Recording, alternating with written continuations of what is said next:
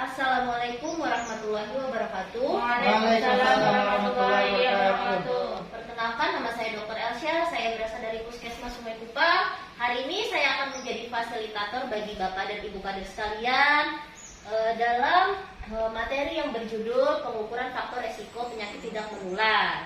Oke, sebelumnya saya ucapkan terima kasih untuk kedatangan Bapak dan Ibu sekalian. Sebelum kita lanjutkan, yang perlu kita ketahui, apa sih tujuan dari pembelajaran kita hari ini?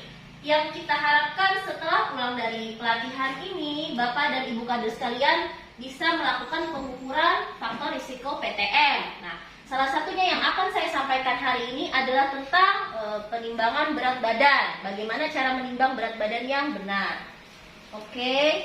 Di sini bisa dilihat ya Bapak dan Ibu ya, bagaimana cara pengukuran berat badannya, bagaimana kondisi ataupun syarat pengukuran dan cara pengukuran. Agar lebih jelas akan saya contohkan secara langsung. Saya minta salah satu untuk menjadi role model, boleh maju ke depan Bu? Boleh. Oke. Kita akan menggunakan timbangan digital. Harus dipastikan posisi lantainya rata ya Bapak dan Ibu ya, agar hasilnya juga akurat. Mintalah pasiennya untuk naik ke atas timbangan tanpa menggunakan alas kaki, entah itu sendal maupun sepatu. Timbang, usahakan wajahnya menatap lurus ke depan. Nah, kita sebagai pengukur lalu melihat berapa hasil yang keluar dari timbangan. Oke, sudah ada hasilnya. Pastikan dulu 0 ya. Turun dulu sebentar Bu. Sebelum naik pastikan dulu angka ditimbang digital menunjukkan angka 0, baru boleh dinaiki. Naik Bu. Nah, setelah kita dapat hasilnya, mintalah tadi si pasiennya untuk turun. Sudah Bu ya. Oke, makasih Bu. Iya. Oke. Nah, dari tadi yang saya tunjukkan bagaimana cara menimbang, kira-kira Bapak dan Ibu cukup jelas atau ada pertanyaan? Ada Bu. Oke, silahkan Pak. Oke, terima kasih. Saya dari Juliansa dari Desa Sungai Kupang. Ya. Kan tadi kan Ibu melakukan pemeriksaan pada pasien yang normal. Pertanyaan saya bagaimana kalau datang itu pasien yang tidak normal atau lumpuh, datang aja pakai kursi roda, bagaimana cara pengukuran pada pasien tersebut? Terima kasih. Oke. Untuk dengan kondisi pasien lumpuh, nah terpaksa ini mirip dengan cara menimbang anak ini ya Pak ya, anak bayi. Jika di tempat kita tidak ada timbangan bayi, ini saya sebagai percontohan saja. Artinya boleh kita kira-kira kalau dengan kursi roda akan terlalu berat pastinya dan susah untuk naik ke atas timbangan. Jadi kita bantu kalau dia masih bisa berdiri. Kalau tidak bisa terpaksa digendong. Nanti kita kurangi dengan berat badan si penggendongnya. Mabu, misalnya orang tadi berat badannya 90 kilo, bagaimana cara menggendongnya? Ya tidak bisa. Ya oleh karena itu, karena tidak bisa, kita terpaksa mengambil kira-kira saja Pak. Oh gitu ya. Karena kan timbangan sudah ada ininya, sudah ada ukuran maksimalnya. Oke. Dan di timbangan digital yang kebanyakan itu paling maksimal hanya cukup 120 kilo. Kalau kita harus menimbang dengan badan 90 kilo akan terlalu berat. Seperti itu. Ada pertanyaan lain? Atau sudah cukup jelas? Jelas. Cukup jelas. Saya harapkan setelah pelatihan hari ini Bapak dan Ibu kader sekalian bisa mempraktekannya nanti di Posyandu Prima yang akan kita laksanakan di setiap desa. Seperti itu. Oke, sekian penjelasan dari saya. Salah kira mohon maaf. Assalamualaikum warahmatullahi wabarakatuh. Waalaikumsalam. Assalamualaikum warahmatullahi wabarakatuh. Waalaikumsalam warahmatullahi wabarakatuh. Perkenalkan, nama saya Ahmad Maulana SKPNAS. Saya sebagai perawat di Puskesmas Sungai Kupang. Di sini saya sebagai fasilitator pengendalian faktor risiko PTM bagi kader Posyandu di wilayah kerja Puskesmas Sungai Kupang. Nah, di sini saya akan membagikan tentang pengukuran faktor risiko PTM. Ada yang tahu itu pengukuran faktor risiko PTM? Belum. Jadi pengukuran faktor risiko PTM itu ada 3. Ada pengukuran berat badan, terus tinggi badan. tinggi badan sama lingkar perut. Jadi yang saya tekankan di sini, saya akan memberikan pelajaran tentang cara mengukur tinggi badan. Ada yang sudah tahu cara mengukur tinggi badan yang dengan benar? Belum. Dengan Belum. menggunakan alat seperti ini. Belum. Ah. Canggih nih alatnya. Jadi begini Kak, Bu. Kalau alat seperti ini kan tidak nempel. Kalau nempel itu harus kita ambil dari nol, dari bawah sampai ke atas nol. Ini apa pengukurnya. Kalau yang ini kita agak enak, jadi tinggal berdiri lurus saja. Dengan cara berdiri lurus itu tumit yang harus nempel dengan belakang, di belakang sini, di dinding. Iya. Boleh satu bisa dimaju. Ya, ini Bapak. Saya lihat dulu. Badan benar. Tinggi badan. Pakai sendal enggak?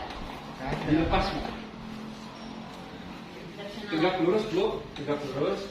Tumit nempel. Oke. Di sini kan? Ya. Isi Bu ya. Silakan. Sudah Bu. Baik, dah. Jadi tinggi ibu di sini adalah 153 cm. Jadi begitu caranya dengan pengukuran tinggi badan yang benar. Di sini ada yang mau ditanyakan? Apa itu? Tidak ada Pak. Ada. Kita kan menggunakan alat ini. Nah, kemudian ada juga sebelumnya menggunakan meteran biasa seperti meteran pengukur tanah itu. Menurut Bapak, apakah ada selisih antara menggunakan meteran yang biasa pada pengukuran tanah dengan menggunakan alat ini? Terima Tidak, Pak. kasih. Walaupun sentinya pasti sama, kayak gitu. Tidak Pak, sama aja itu. Gitu ya. Karena ada masukan tadi, ibu tadi merasa dia 155 tingginya, kok jadi cuma 153 kan tadi gitu. Mungkin itu aja. Berarti ini lebih ideal kan? Lebih pas kan? Jadi Pak, ini sudah dilakukan uji kelayakan dan ini adalah standar nasional. Berikutnya, jadi kita kesimpulannya untuk melakukan pengukuran tinggi badan, intinya harus di tempat yang rata dan tumitnya harus nempel ke dinding. Jadi dengan adanya pembelajaran ini diharapkan para kader semua bisa melakukan pengukuran tinggi badan dengan baik dan benar. Dari situ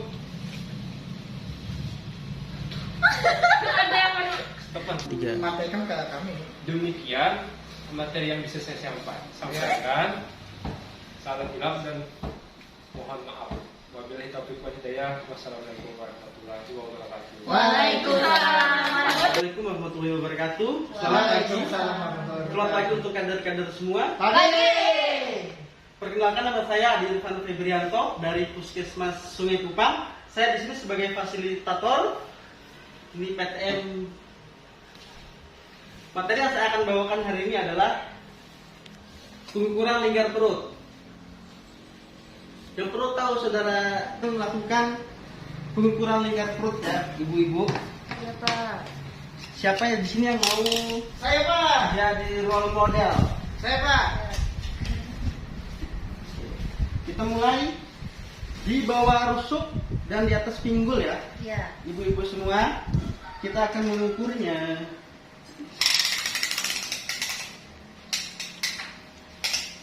Selalu naik ke? Di atas pinggul. Rusuk, Di bawah rusuk. Ya. Bentar.